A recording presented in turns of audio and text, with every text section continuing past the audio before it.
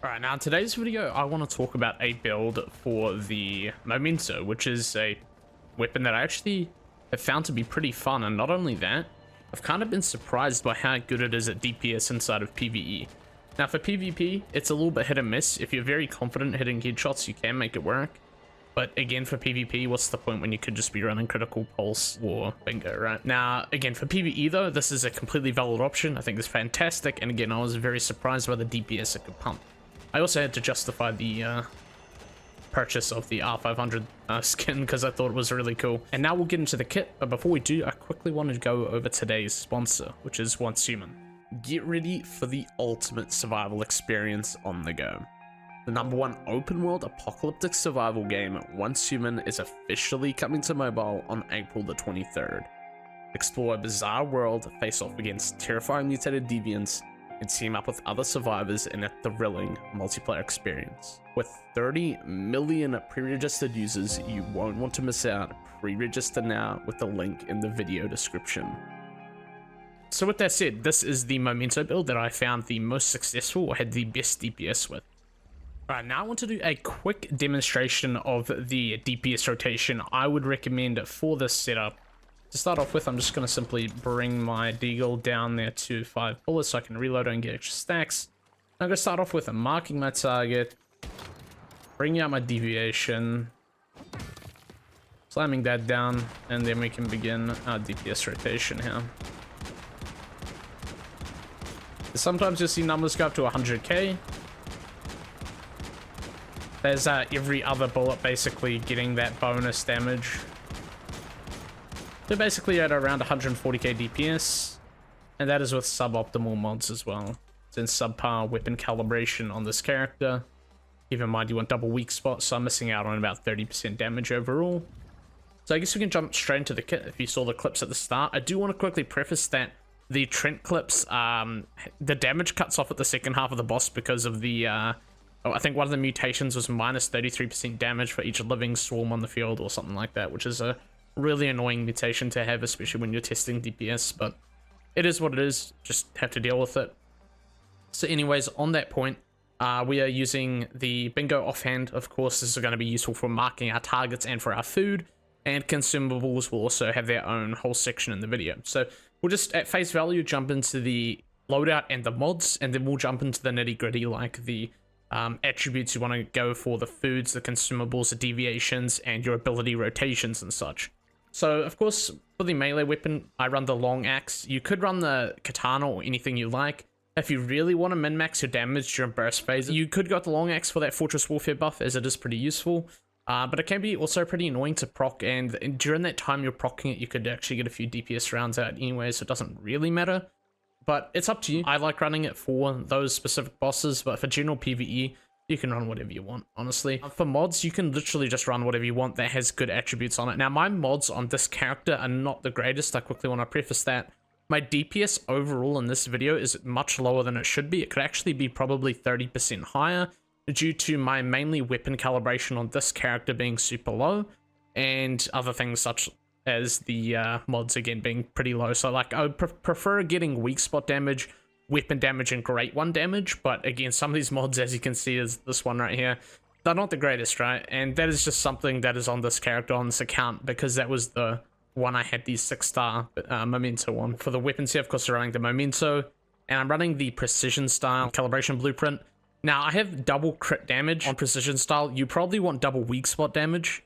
I just want to quickly mention that again, I don't have the best calibration blueprint on this character, and I don't have as much time as I would like to farm it out. So we're running the attack plus 20% here, range plus 40%, and fire rate minus 10% on that precision style, which I found to yield the biggest benefits. Now, the nice thing about MEMENTO is the longer you shoot, the faster your fire rate gets. That's just something, the way the weapon works. I think it was one of the Cradle passives that does it, actually. On top of that, in the consumable section later on, there is actually an effect we can do that brings back our fire rate mitigation here. So I think it was pan-fried fish, if I'm not mistaken. You make pan-fried fish, you slap in sea bass, and then you get your fire rate reduction back, and you have just baseline again. I did try rapid style, and you can go with rapid style if that's your preference, but I want to quickly mention that rapid style, while it shoots faster, it deals a little bit less DPS per bullet, and depending on the situation you're in or the bursts you're going for, especially in bosses, I think you get a lot more out of precision style. And that is my preference. You can try both, but again, I highly recommend precision style, double weak spot, not crit damage, as we don't have much crit rate at all in this build. That is just something that I've had to deal with. So I'm basically missing out on average about 20 to 30% DPS here, everything included, including my mods. So on the MEMENTO here, I run Precision Rush. This is, in my opinion, the best weapon mod for MEMENTO. Basically, we get increased weak spot damage by 45% for 3 seconds, right? It's very easy to proc Fast Gunner on MEMENTO itself, so we can actually quickly cover the perks of MEMENTO.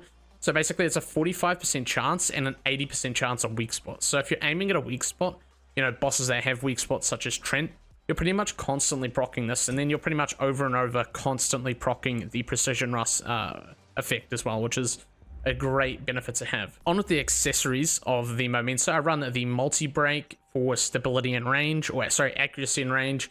You could run a suppressor for more range, it is entirely up to you. For optics, I run a compact reflex for stability, as it's quite noticeable recoil on the MEMENTO, so I do try to reduce that as much as I can. For the tactics, I run the small infrared indicator, so that's more stability there, knocking off that recoil. For ammo, generally in game phase 4 and 5, I switch to Precision Pistol AP, which does use electronic parts to craft, so it can be pretty costly compared to other AP types. So if that's a little bit too expensive, you can just bump it down to Tungsten Pistol AP, or even just regular Tungsten, which will do completely fine. Generally speaking, it's pretty easy to get Pistol AP or Tungsten AP. But yeah, the Precision AP can be quite expensive with the tech parts. Now for the Bingo, which is your marking tool, this is going to give you a vulnerability and attack when you switch back to your MEMENTO, and is also going to be useful for the food we use, which is the Hot Dog. And the Hot Dog gives us 20% more, I think, vulnerability to marked targets. So if we mark them with Bingo, switch to our MEMENTO, we're dealing a whole lot more DPS there as well. So you already know what the Bingo is. Same thing as usual, same marking tool. We slap on the vulnerability amplifier here, so just more vulnerability, more damage, weak spot, substats, and generally, again, you want great one substats with weapon damage. So the three you're aiming for, especially in PvE, is weak spot, weapon damage, and great ones. Those are your best in slot 3 attributes. Your fourth one there could be whatever you want. It could be mag capacity, reload speed, normal enemies, elite enemies. It doesn't really matter because it's not reasonable to get 4 attribute best in slot these days. So you just try and aim for the 3 as a reasonable, I would say, expectation. And even on this character, I'm basically just running 1 to 2 attribute mods because, again, I don't have the mods I need to make this best in slot. But with that said, it still does great DPS with these sort of lower tier mods, right? So jumping onto the armor here. Now the armor, I run Renegade. Now this is the boss setup. There's 2 setups here that I want to mention. The PvE setup uses Agent. Sorry, so for trash mobs, I use Agent set. For bosses, I use Renegade. The reason for this is the Renegade set, which is fantastic for bosses, stacks up weak spot damage upon hitting enemy, right? This really only works for bosses because it halves the stacks when you switch a target, which is why it's not as good against trash mobs.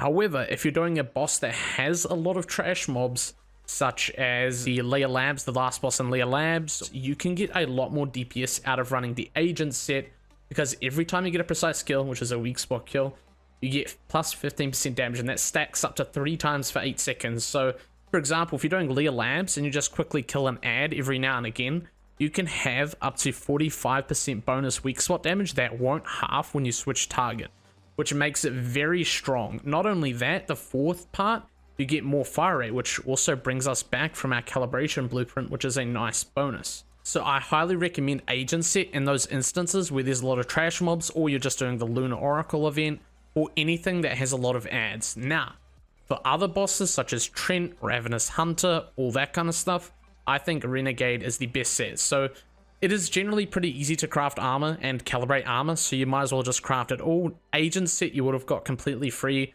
from a Manibus or Evolutions called Mystical Crates. So you should have at least a 1-star Agent set for free, which is great. And then the Renegade set you would have to get out of the Wish Machine. For the key armor, we're running the Desert Dust Mask. This is, in my opinion, the best option for MEMENTO that I had the best DPS with. I tried the jacket as well. The jacket did not even come close, as it doesn't really make sense with MEMENTO either due to its mag size. But the Desert Dust Mask is fantastic. we just basically get a whole lot more attack. Every other shot generally is going to have a huge damage bonus. So when you're shooting a boss, like every second, third bullet, it's just going to pump giga damage, right? You're going to notice these major damage increases from your previous bullet, which is what makes it so strong, in my opinion, is having so much increased attack. We've got attack on our pistol, we've got attack on our mask, you know? So we're getting a lot of bonus damage in this build, which is quite nice. Again, we just get more weak spot damage out of that 4-piece Renegade set, and for the last piece, I always run the Bastille gloves. This just gives us a further 10% when our HP is above 70%, which is another fantastic piece to have. Now for the armor mods we can jump onto here, I run a precise strike on the hood here. So hitting a weak spot 3 times, we just stack 12% weak spot damage, so this comes out to 36%. And that's over a 3-second duration, which is more than enough time to stack if you've got good aim. Now, if you miss, you might lose your stacks, but as long as you're hitting the weak spot, you're hitting a boss that's stationary, you know, Trent, Rev Hunter, which are pretty easy to hit that weak spot, then you're pretty much going to have this perm up at 36%. Again, weak spot damage, weapon damage, and great ones as your preferred attributes. This is actually a decent mod I have in this character here. It's got a nice little 2-perker there. Obviously, weapon damage reduction is kind of irrelevant in PvE. The damage against normal enemies is fine. Again, you want that weapon damage preferably. And again, my damage is around about 30% lower than it should be on my kit compared to how your kit should be. For the mask, I run Blitzkrieg. This is by far the best mod for MEMENTO. And not only that, Blitzkrieg gives us additional stacks of fast gunner and fire rate. Again, we're bringing back that fire rate that we missed out on from other sources, and we're also getting additional fast gunner stacks. And again, aiming for the weak spot weapon damage great ones. Again, I do not have good mods on this character at all. For the gloves, I'm just running weak spot damage boost. You could also go for weapon damage boost. It is up to you. Depends on whichever one you actually have the better attributes on, which I quickly want to mention. So, for example, munitions amplify here. If you have better attributes on it, it's actually better to run that mod, right? And then for the shoes, I'm running Power of Striving. This is a new mod, so I always used to run, I think it was Slow and Steady, but this new mod that got introduced with Lunar Oracle is actually very strong and gives you more damage knowing how to use it, right? If you know your situation, you know how to proc it, and you have those conditionals in mind, it's very easy to have upkeep on that extra 20% damage. So, Power of Striving, right? Weapon and status damage plus 10%, and additionally, on stamina loss, grant an additional damage boost up to 20%, which is really good. So, basically, as long as you're rolling every now and again, you will get a nice, sizable damage boost that is going to effectively yield you great benefits, right? And again, aiming for that weak spot, weapon damage, and great ones, preferably. On the top, I actually run Quick Comeback. Now, you can run really any top mod you like, but I quickly want to mention that I know I used to always run blue mods. That said, if you get a triple attribute mod, such as weak spot, weapon damage, and great ones, it's obviously going to be a lot stronger stat-wise than a blue weak spot is. But I also just don't have any blue weak spot on this character to test it. But in theory, if you have better attributes than a blue mod, on a gold mod, it's going to be better, regardless of what you run. You could run any legendary mod you want. You could run Resist Advantage if you want to be tankier in PvE. I like Quick Comeback in PvE because it refills my magazine and gives me a shitload of movement speed, and I think it's really strong. And again, aiming for the classic weak spot damage and great ones damage. Last but not least, on the pants here, I run 3 strikes. So for the first 3 hits after reloading, not exceeding 50% of the magazine capacity, we have 6 bullets on average in our magazine. If you have some mag capacity attributes, you might have that increase. But at least guaranteed, our first 3 bullets of a magazine are going to be absolutely juiced. So if we start our burst off, we do our axe for our Fortress Warfare, we do our mark with our bingo, we switch to our memento, we roll to proc both our boots and our cradle perk, then we shoot our first 3 bullets. They're going to do really, really big damage numbers on their weak spot bonus. That is overall the loadouts. I guess we can jump onto the cradle now. So quickly want to mention that the cradle changes every single scenario. So it's not going to be 1-to-1, but generally speaking, I want to say this, if it says it in the description, you most likely want to run it, right? So for example, Mark Strike, 20% damage against targets marked with bullseye. We're marking with bingo, we obviously want to have that. Tactical combo, this is in pretty much every scenario. Absolutely want to run this. Anti-coherence, we absolutely want to run. This is just going to give us more pistol damage. This is also in most scenarios. Anti-phase, this is for sniper damage. It doesn't really matter because we're not doing DPS with the sniper, but I just put it on anyways because why not? Fast Pursuit, this is a fast gunner perk that I believe is on some scenarios but not all. But generally we're going to run it because it might help us out occasionally. Effectively, it grants us a random effect, which is kind of one of the cons of this perk, but at the same time, there's no real reason not to run it, because it can basically give us a stack of crit rate or crit damage, which doesn't really matter, which is kind of annoying, but we do get a chance at attack out of it as well, so you're kind of dealing with a little bit of RNG damage with this Cradle perk here, but again, you might as well run it in case you do get attack out of it. So yeah, that can stack up to 5 times as well, so you can get up to 15% attack if you're lucky. Steady Hand, this is also in a lot of scenarios, and this is just generally just going to give us a huge weak spot and weapon damage bonus for Fast Gunner. Deviant Energy Defense, this is just a Lunar Oracle Cradle perk, I believe, that is going to help us be very tanky. Heavy Strike, this is just going to give us our bonus on damage when we use our axe to proc Fortress Warfare. You don't need this if you don't run the axe, but if you do run the axe, I highly recommend this. It's going to help you a lot. So that's the Cradle, that's the gear loadout, and now I want to jump onto the actual rotations for dealing damage. So don't look at the damage numbers here on the dummy as final representation of the build in action. I'll refer to the start of the video when I showed the clips for accurate damage numbers. But basically, the rotation in short is how I like to do it, is I always start off on 5 bullets. So I'm going to go 5 bullets here.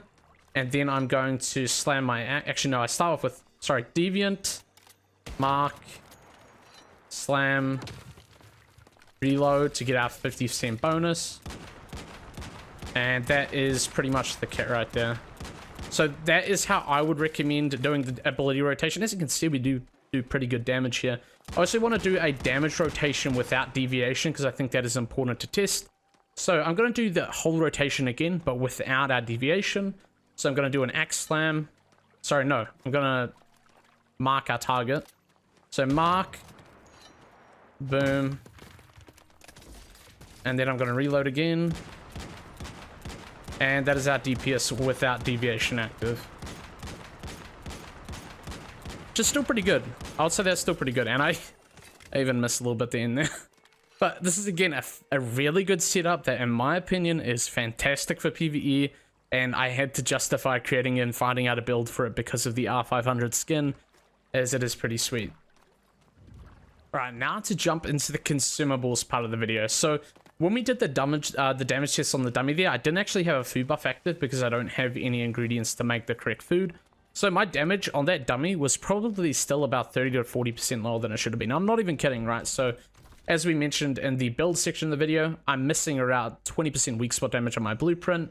I'm missing, I don't even have any weapon damage attributes, which you should, which is a massive damage bonus on my part that I'm losing out on. And again, I did not have any food buff active, which would be the hot dog, which will give us 20% vulnerability. So all in all, I'm missing out on about 30 to 40% damage on that dummy test as well. And I wouldn't use the dummy test as a final representation of my damage either. So, for consumables, with that said, the consumables that I always run in PvE for drink is always iced tea. Iced tea is best movement speed. You get to be fast. You chuck on the dish effect bonus from the kitchen. You get brain freezer specialization. And then you get your dinosaur to cook for you. And you have an absolutely cracked out iced tea, which is going to be pretty gigabusted. It doesn't actually mention the benefits when I've consumed it. But that's what I do for drink every single time. For food, we want the, the mixed fried hot dog.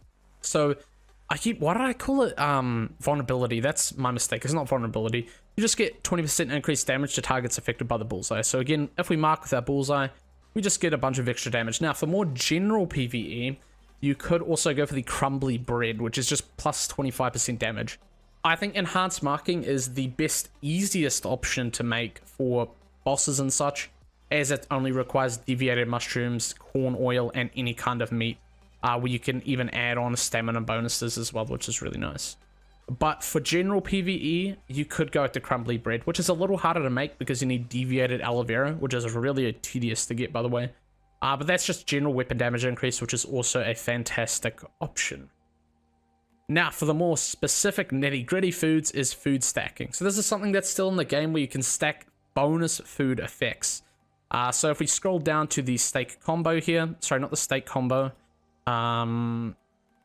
the pan-fried fish, there it is. Pan-fried fish with sea bass, if I find it here, is going to give us another further 10% fire rate, which negates that entire loss we got from our calibration blueprint. So if I can find it in here, god, there are so many. Yep. So pan-fried fish with sea bass plus 10% fire rate, and this is a bonus effect. So this stacks on top of your mixed fried hot dog or your crumbly bread, which is really nice.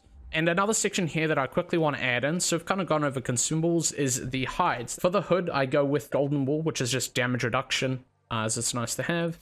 And then for the mask, I run with golden wool, which is the extra weapon damage and status damage, and it changes every second. So in general, this is a really good one to have, and on average, let's say statistically, out of 12%, if it's changing every second, we can at least guarantee we're going to get 6% most of the time on average. And then on our gloves, I think I just run yield or something. Yeah.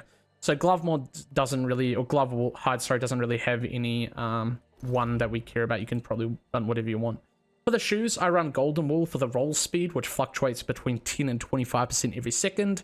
I will leave a hide guide tutorial in the description talking about all the different hides by Doomris, and then I'll leave another guide on how to get golden wool specifically, because we use that on I think 3 or 4 pieces in this kit, and I think that deserves its whole dedicated video that I can't really get into because hide gathering is not my expertise. So I want to leave that to someone that actually knows about the hide stuff, and there's a really good video on that, so I'll leave that in the description. And now for the top, we're running the Wasteland Wolfskin, which is max stamina plus 20% and sprint speed plus 5%.